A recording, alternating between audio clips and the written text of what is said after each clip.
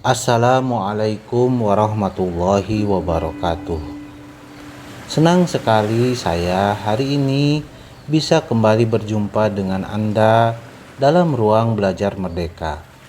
Pada kesempatan kali ini kita akan membahas mengenai pembelajaran mendalam. Semoga dengan pembahasan ini wawasan kita akan semakin bertambah dan membuka hasanah baru, agar pelaksanaan pembelajaran mendalam yang diprogramkan oleh pemerintah dapat mencapai hasil sesuai dengan harapan kita bersama. Sebelum kita mulai bahasan utama kita, mari kita lihat apa yang dimaksud dengan pembelajaran mendalam dan apa yang menjadi prinsip dasarnya. Menurut Puskurjar, pembelajaran mendalam merupakan pendekatan yang memuliakan dengan menekankan pada penciptaan suasana belajar dan proses pembelajaran berkesadaran, bermakna, dan menggembirakan melalui olah pikir, olah hati, olah rasa, dan olahraga secara holistik dan terpadu. Dari pengertian di atas, pembelajaran mendalam merupakan sebuah pendekatan pelaksanaan pembelajaran yang memiliki prinsip dasar berkesadaran, bermakna, dan menggembirakan dengan menggunakan olah pikir, olah hati, olah rasa, dan olahraga.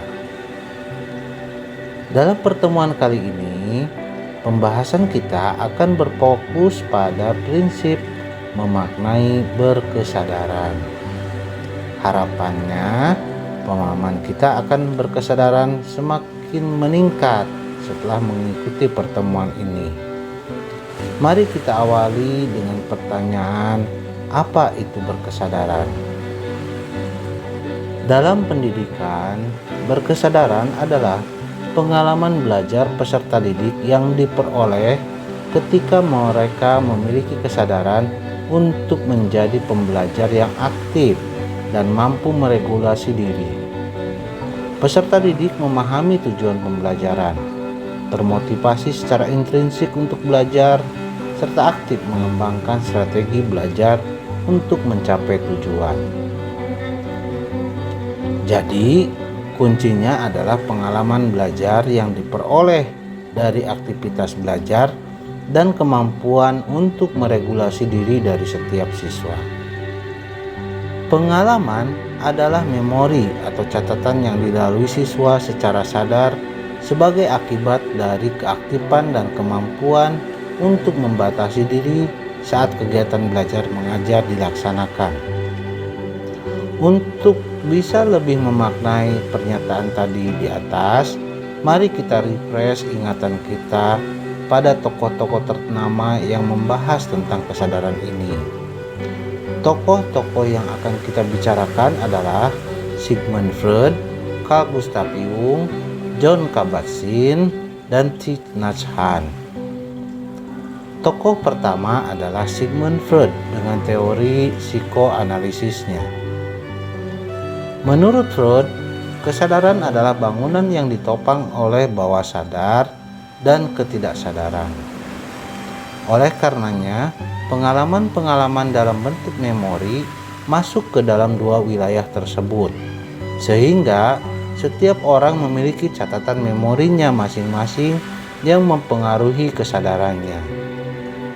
Tokoh kedua adalah Carl Gustav Jung dengan psikotransversalnya. Menurut Jung, kesadaran diri dipengaruhi oleh ketidaksadaran diri, ketidaksadaran lingkungan, dan ketidaksadaran kolektif. Sehingga catatan memori seseorang dipengaruhi juga oleh catatan memori lingkungan dan kolektif. Oleh karenanya, setiap orang memiliki caranya masing-masing dalam merespon setiap stimulus atau rangsangan yang datang. Tokoh ketiga adalah John Kabat-Zinn. Kabat-Zinn dikenal dengan tokoh mindfulness di Amerika dan Eropa dengan metode MBSR atau Mindfulness Based Stress Reduction. Menurut Kabat-Zinn, Mindfulness adalah kesadaran yang muncul dari memperhatikan dengan sengaja pada saat ini dan tanpa menghakimi. Ini adalah perhatian yang diberikan pada pengalaman saat ini dengan cara tertentu, yaitu dengan sengaja, tanpa penilaian, dan berfokus pada apa yang sedang terjadi di sini dan saat ini. Jon Kabat-Zinn mempelajari mindfulness berdasarkan aliran Theravada dan Zen. Menurutnya, dalam Satipatthana Sutra, Buddha memberi satu ajaran sederhana tapi mendalam, sehingga mindfulness adalah dasar dari latihan meditasi. Kita sedikit membahas tentang Satipatthana Sutra. Satipatthana artinya 4 dasar dari sati atau eling atau awas atau ingat, dalam bahasa Inggrisnya remembering, yaitu 1. Ingat untuk awas atau sadar pada badan atau nafas. Kedua, ingat untuk awas atau sadar pada perasaan, baik itu saat senang, netral, dan tidak senang. Ketiga, ingat untuk awas atau sadar pada aliran pikiran, perasaan, emosi yang datang dan pergi. Dan keempat, ingat untuk awas atau sadar pada seluruh peristiwa mental atau catatan memori. Keempat ingatan ini penting. Keempat hal ini penting untuk saya sadari dalam diri saya. Inilah yang menjadi dasar bagi latihan-latihan menyadari. Ini yang kemudian banyak berkembang dalam aliran-aliran Buddhis seperti Theravada yang berkembang di Myanmar dan Mukoso dalam ajaran Zen di Jepang. Baik, kita lanjut dengan tokoh keempat, yaitu Thich Nhat Hanh. Thich Nhat Hanh berkata, kesadaran adalah energi yang membantu kita mengenali kondisi kebahagiaan yang sudah ada dalam hidup kita. Anda tidak perlu menunggu 10 tahun untuk merasakan kebahagiaan ini. Kebahagiaan ini hadir dalam setiap momen kehidupan sehari-hari Anda. Ada di antara kita yang masih hidup tetapi tidak menyadarinya. Menurut Han, kesadaran menjadi energi kebahagiaan saat kita menikmati setiap momen dan kejadian dalam kehidupan ini setiap saat dengan cara menikmatinya. Tidak perlu melakukan hal-hal yang wow, mencengangkan, atau hal-hal lain yang membuat orang terkesima. Cukup lakukan yang terbaik untuk apa yang kita lakukan saat ini, maka Anda akan mendapatkan kebahagiaan itu. Sekarang, mari kita tambah satu lagi tokoh kita dengan Kas, atau yang lebih dikenal dengan nama Ki Ageng Suryo Mentaram. Menurut Kas, raos langgeng atau perhatian merdeka adalah perhatian terhadap kenyataan yang sedang dihadapi secara bebas, tidak bercampur dengan perhatian terhadap hal yang lain. Dengan perhatian merdeka akan muncul raos langgeng atau rasa abadi. Rasa abadi adalah rasa aku mau sekarang, di sini, begini. Rasa abadi berarti kebahagiaan.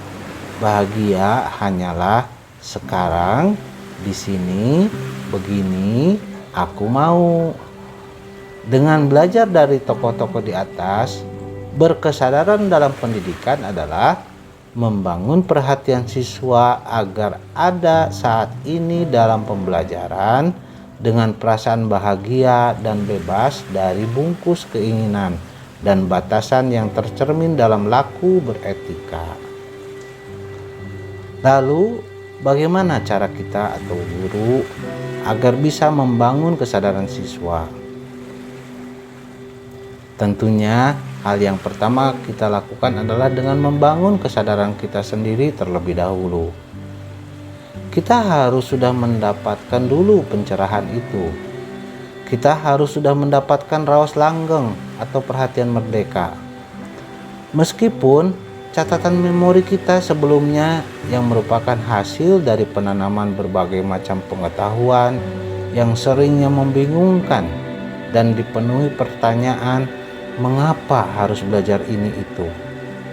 Belum lagi ditambah dengan beban-beban kehidupan yang bermacam-macam sampai akhirnya kita kecemplung pada ingatan masa lalu kita sendiri.